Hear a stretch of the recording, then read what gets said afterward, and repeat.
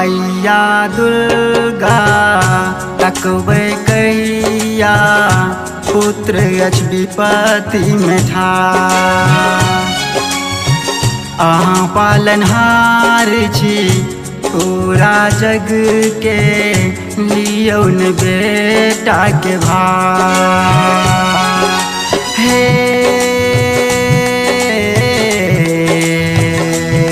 मैया हे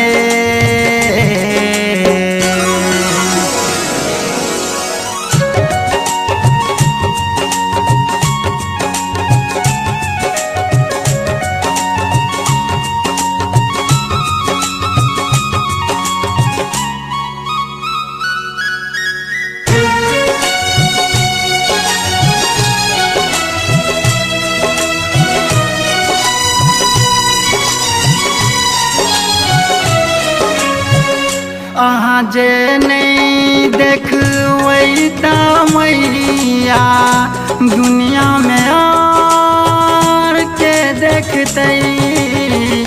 कोनो रस्ता बाचल नहीं छै डूबैत नैया पार के करतै।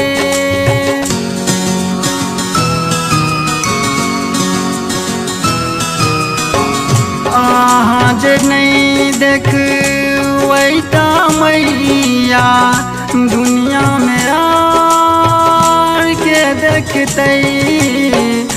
कोनो रस्ता बाचल नहीं छै डूबैत नैया पार के करतै।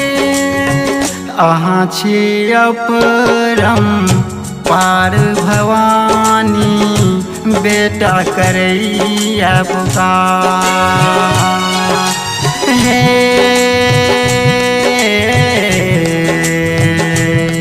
मैया हे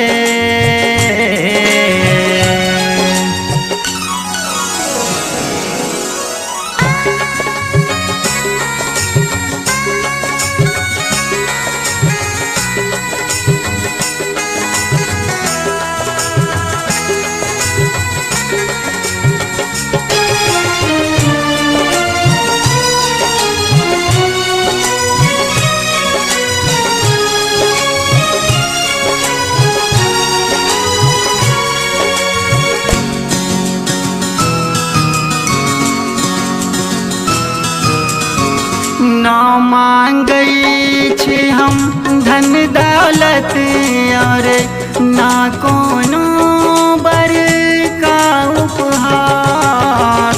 हम मांगै छी बस एक मैया ज्ञानक हमरा भरी दिया भंडार।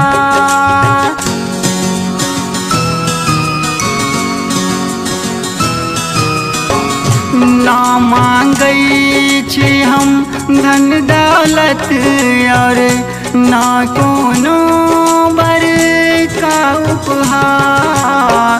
हम मांगै छी बस एक मैया ज्ञानक हमरा भरी दिया भंडार। बस एतबे करे दियौ न मैया अपन पूरा करू अधिकार। हे